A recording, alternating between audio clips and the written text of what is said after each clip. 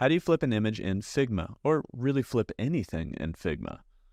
Well, first off, if you have an image on your canvas here, you can select it, right-click it, and at the very bottom of this menu is flip horizontal and vertical.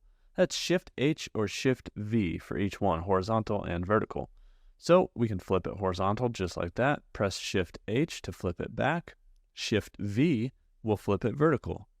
Pretty quick way to flip things. Now, if you had an entire frame with elements out here, obviously this doesn't make sense with a lot of text elements, but you could also flip the entire frame. So you don't just have to flip one single object, you can flip a group of objects, like so, and we can flip it back with Shift-H.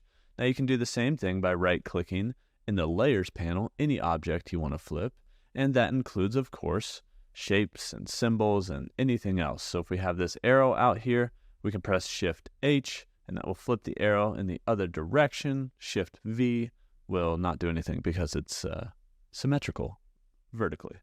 But if this was rotated and it was pointing up, we could press Shift-V and it would flip it vertically.